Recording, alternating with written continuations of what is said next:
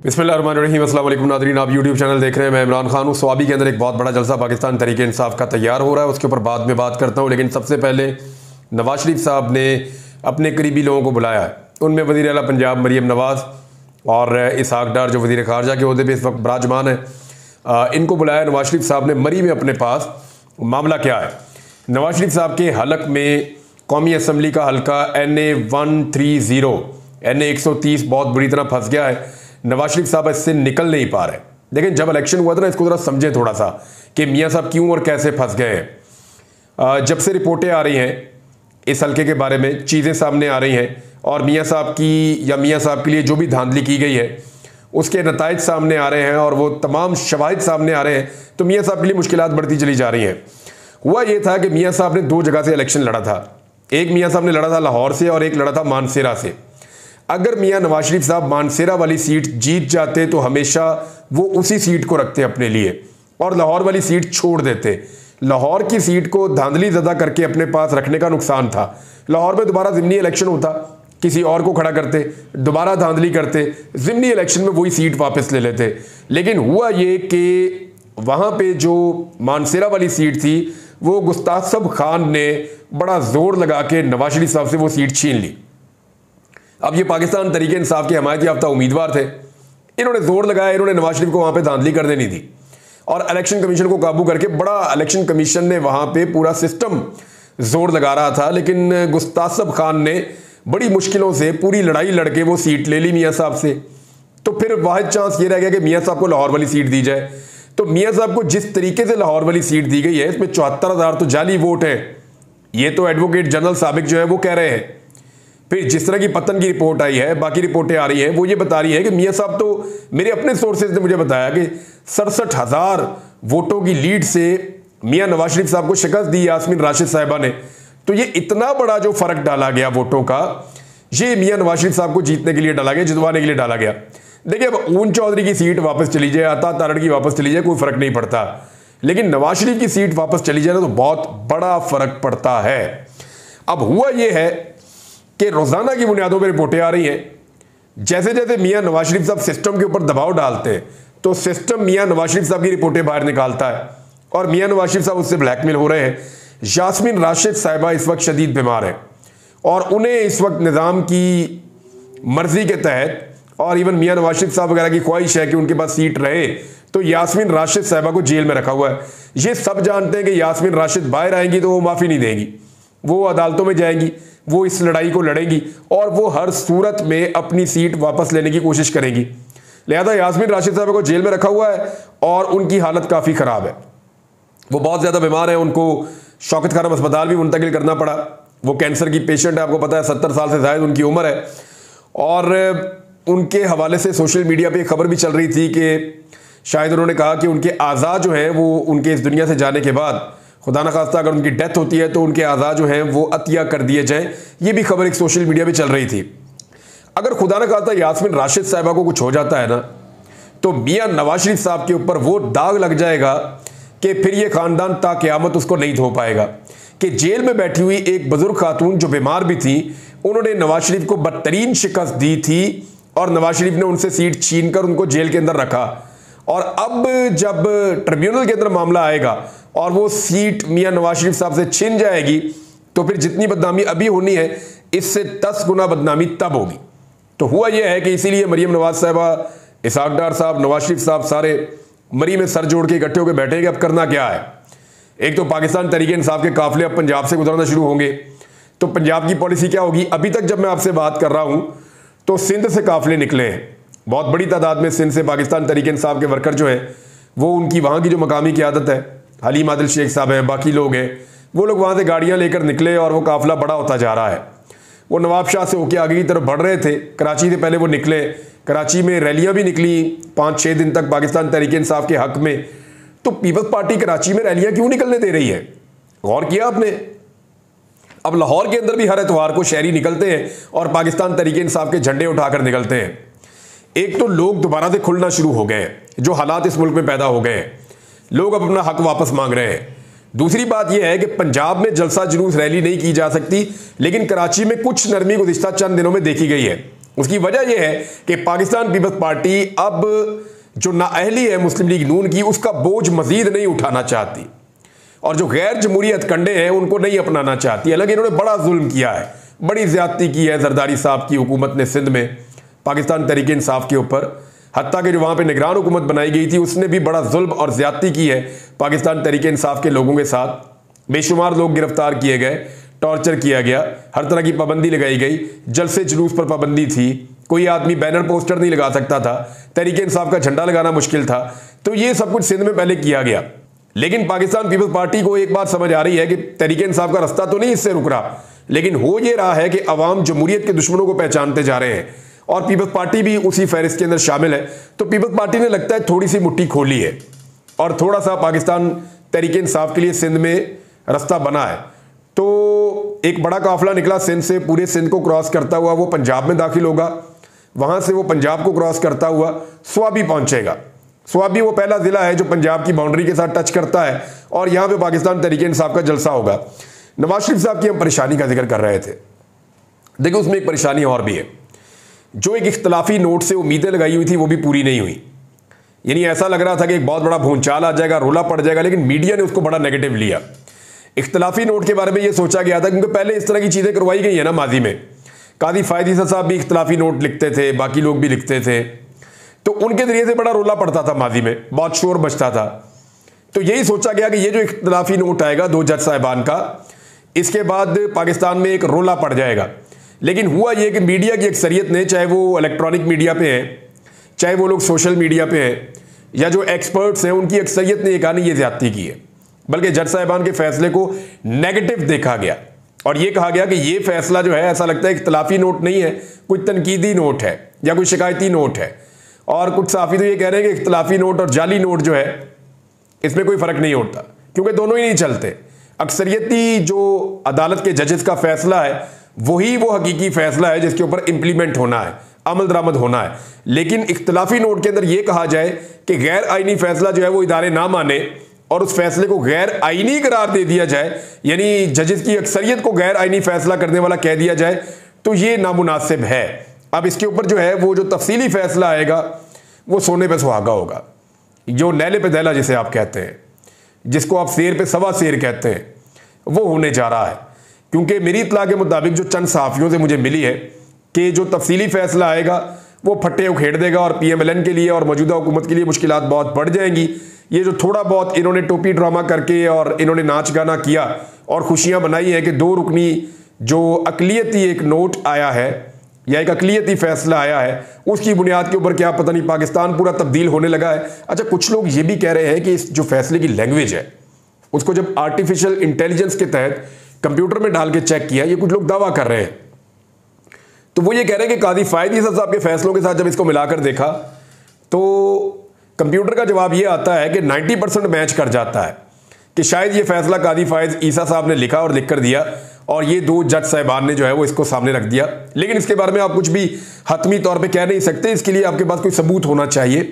तो ऐसा सबूत तो है नहीं, लेकिन 2 जज साहिबान जो है वो कादी फायद ईसा साहब की सोच के हामी हैं। अब देखना यह है कि नवाज शरीफ साहब के लिए मुश्किलात कम कैसे होंगी, क्योंकि देखिए उन्हें चाहिए 2/3 अक्सरियत और 2/3 अक्सरियत उनको मिलती है सिर्फ मखसूस नशिस्तें लेने के बाद, इत्तेहादी अगर उनके साथ खड़े रहें तो तब। और इस सूरत में सिर्फ कादी फायद ईसा साहब की एक्सटेंशन हो सकती है और कादी फायद ईसा साहब ही वो वाहिद शख्सियत हैं जो पाकिस्तान तहरीक इंसाफ का या इमरान खान साहब का रास्ता रोक सकते हैं। क्योंकि माजी में भी हमने देखा कि उन्हीं के फैसले या अदलिया में उन्हीं की एक्टिविटीज की वजह से पाकिस्तान तहरीक इंसाफ सबसे ज्यादा डिस्टर्ब रही है। यानी एक तो पाकिस्तान तहरीक इंसाफ को सुप्रीम कोर्ट ऑफ पाकिस्तान में कादी फायद ईसा से और इस्लामाबाद हाई कोर्ट में जस्टिस आमिर फारूक साहब से प्रॉब्लम रहती है और वो बार बार इस प्रॉब्लम का इजहार भी करते हैं, हत्ता कि वो इन दोनों जज साहिबान को कहते हैं कि आप हिस्सा ही ना बने उन मुकदमात का जो हमारे खिलाफ चलाए जा रहे हैं। बहरहाल जलसे की तैयारियां बड़े जोरों शोर से हो रही हैं। मैंने वहां पे कुछ सहाफ़ी जो मौजूद है उनसे बात की, कुछ जो वहां पे पाकिस्तान तहरीक इंसाफ के लोग पहुंचे उनसे बात की। मैंने उनसे पूछा, जी बताया, उन्होंने कहा जी बहुत बड़े पैमाने पर तैयारियां की गई हैं सवाबी में और इससे पहले इस बड़े पैमाने के ऊपर हमने तैयारियां नहीं देखी। यानी जब से इमरान खान साहब अंदर हुए या जब से आप ये समझे इमरान खान साहब की हुकूमत गिरी है, उसके बाद कुछ अरसे तक तो इमरान खान साहब जलसे जुलूस कर सकते थे, लेकिन जैसे ही इमरान खान साहब ने अपनी 2 सूबाई हुकूमतें ख़त्म की, पंजाब की और खैबर पख्तूनख्वा की, उसके बाद फिर वो बड़े जलसे जुलूस करने में इमरान खान साहब मुकम्मल तौर पे नाकाम रहे। वो कर नहीं पाए, हुकूमतें रोकती थी, रुकावटें डाली जाती थी, जुल्म और बर्बरियत होती थी, लोग गिरफ्तार होते थे, टॉर्चर होता था, आंसू गैस चलती थी, डंडे चलते थे, ये सारा कुछ होता था। लेकिन अब पिछले 2 साल के अंदर अगर आप देखें तो ये एक बहुत बड़ी पाकिस्तान तहरीक इंसाफ की एक्टिविटी होने जा रही है। बल्कि कुछ लोगों ने ये कहा कि जिस तरह काफिले चल रहे हैं, या खैबर पख्तूनख्वा में जैसे माहौल गर्म है, या जैसे पंजाब से उम्मीद की जा रही है कि लोग आएंगे, या जिस तरह से सिंध से काफिला निकला हुआ और वो रस्ते में है, तो इन चीज़ों को देखते हुए तो ये जगह शायद कम पड़ जाएगी।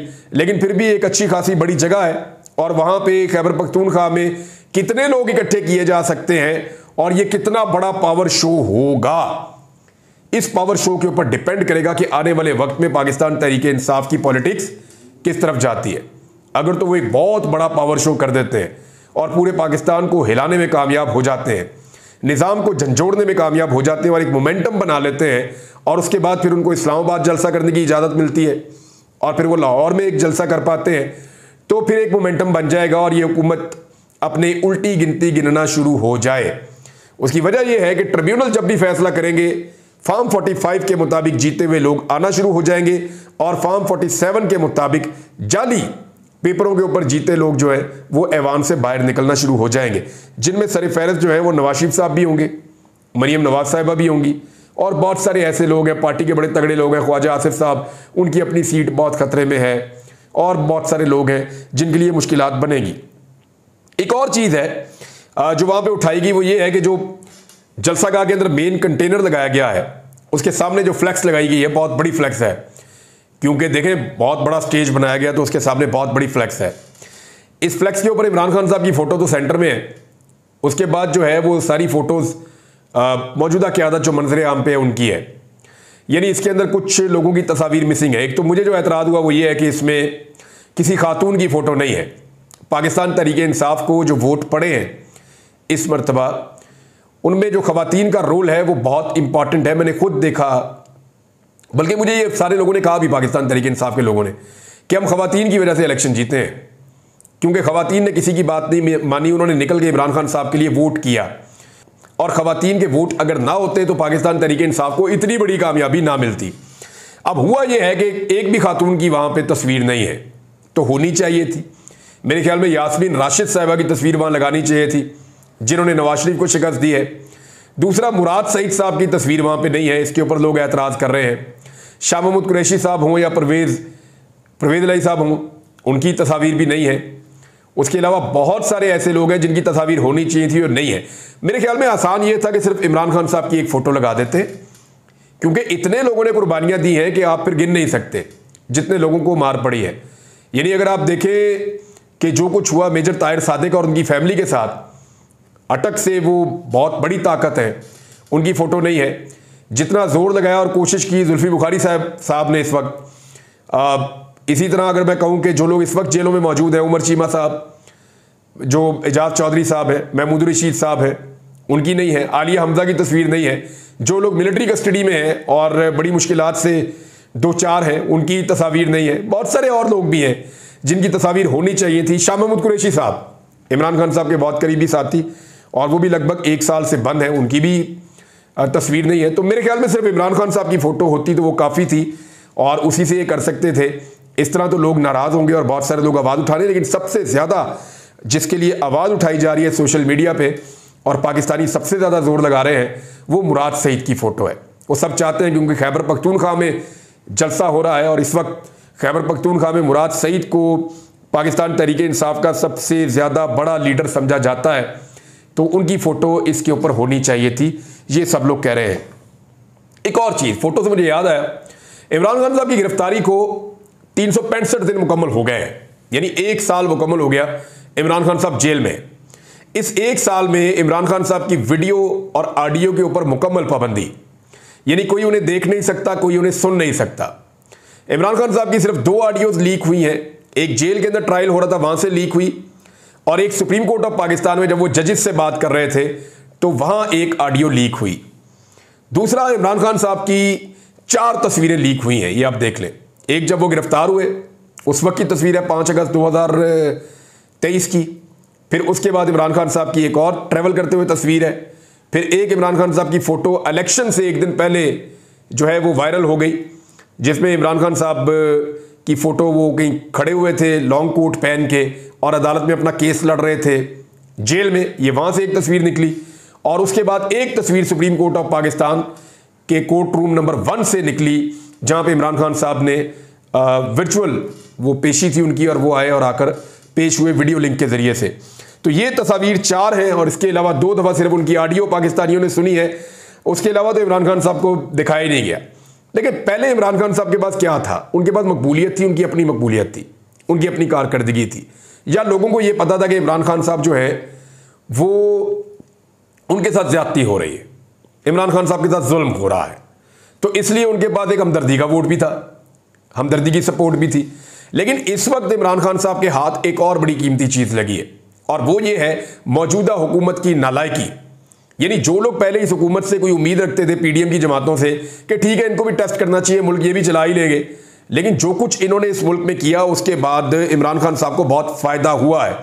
किन चीजों की वजह से फायदा हुआ वो चीजें मैं आपको बताऊंगा बाद में। लेकिन आजाद कश्मीर से, गिलगित बल्तिस्तान से भी काफिले निकले हैं, वो भी पहुंच रहे हैं और जलसागाह में पहुंचेंगे इमरान खान साहब को सपोर्ट करने के लिए। जलसे का मकसद आप सारे जानते हैं कि इमरान खान साहब की रिहाई के लिए, और 1 साल उनकी गिरफ्तारी को मुकम्मल हुआ है। जो मेन मकसद है वो तो यही है कि इमरान खान साहब को रिलीज किया जाए, उनको रिहा किया जाए, उनके ऊपर जो झूठे मुकदमात हैं उनको खत्म किया जाए। फायरवॉल के हवाले से कुछ खबरें मेरे पास, और दूसरा इमरान खान साहब के हाथ कौन सी सोने की ऐसी चिड़िया लग गई है कि वो पहले से ज्यादा मजबूत है, जिसकी वजह से नवाज शरीफ साहब परेशान है। वो चीजें मैं आपको अपने अगले वीलॉग में बताऊंगा, और इस जलसे के हवाले से मजीद अपडेट्स, क्योंकि मुझे लगता है कि पंजाब हुकूमत अभी तक तो खामोश है जब मैं रिकॉर्डिंग कर रहा हूं, और बहुत मुमकिन है जब लोग काफिलों की सूरत में पंजाब से केपी जाना चाहे तो शायद सूरत बदले। होना नहीं चाहिए ऐसा, क्योंकि जलसा खैबर पख्तूनख्वा में हो रहा है और पाकिस्तान के अंदर ट्रैवल करना जो है वो हर पाकिस्तानी का हक है कि वो आजादाना ट्रैवल करे। अब तक के लिए इतना ही, अपना ख्याल रखिएगा, अपने चैनल का भी। अल्लाह हाफिज।